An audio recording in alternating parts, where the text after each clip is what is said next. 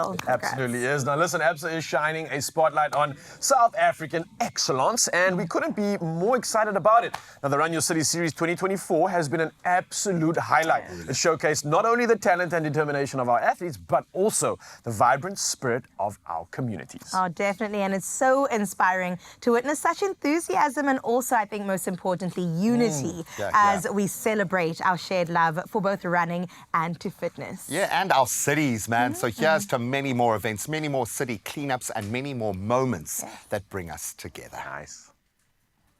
There are stories of believers, and we're inspired by them all. We invite you to write your story with us.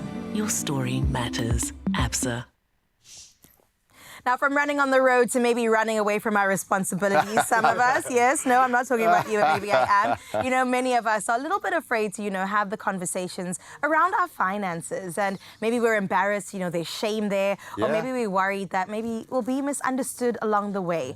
And I must say, Jen, something I see popping up recently where budgets are tightening, the economy, it's looming over us. Things are getting very expensive. And we find ourselves asking this very important question: to ensure or not to ensure? Oh, man. Look, we know it's right. I think some of us start thinking maybe my car does not need insurance this month. I've been driving really well. My track record speaks for itself. Maybe we're telling ourselves, actually, I rarely get sick. Do I actually need health insurance? But for me, what COVID taught us about being educated about what you actually need versus what societal pressure is putting on you. Because I was very well insured going into that phase, but just for all the wrong things. You've got to know the pieces on the board as it fits in with your life. It's very true. And you think about it like this, I mean, it's great to save money and try to prevent yourself from paying these unnecessary costs, but can you afford that inevitable moment when something goes I'll wrong? say one word: geyser. A very close friend of ours has had a geyser burst, and it's literally just destroyed. And it happened above her office where all of her computers and all of her work, and she's a very she operates on a very high level. So just looking at that knock-on effect, how devastating, never mind the damage to her flat, to the flat below hers. We don't think about nasty. that. Whoa. Well, as we heard... Sorry, man, I didn't mean to take you there. Oh, goodness.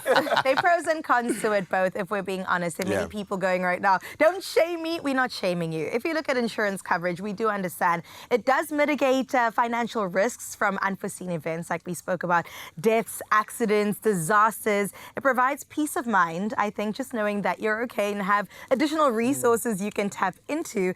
And then if you look at no insurance, okay, maybe there are some benefits like saving monthly premiums, also improving immediate cash flow if you need to tap into that, and allowing for self-reliance maybe. But then you've got to mitigate the fallout, because if you're driving your car 3-4 times a day and it's not insured, you are literally putting yourself at risk. So if you're not driving the car a lot, then maybe look at it. You can't make any decision on either side of this uneducated. You've got to take into account what your flow is, what your day is, because those kind of costs will, never mind slow down your cash flow, they will remove your cash flow for the next 5 years as you pay back that debt. Man. I just think of something even as simple as a cell phone. Nowadays, they cost so much money. I remember having a cell phone and not having it insured.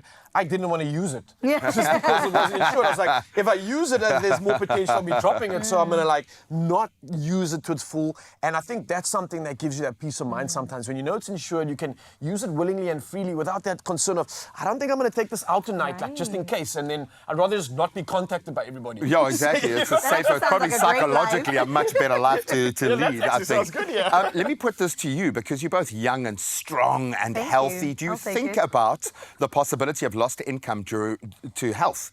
Like, I wouldn't have expected 8 months. I was out of reality. 8 months. And in this industry... And I was, I wasn't the strongest I've ever been, but I was strong when that happened. I thought I was indestructible.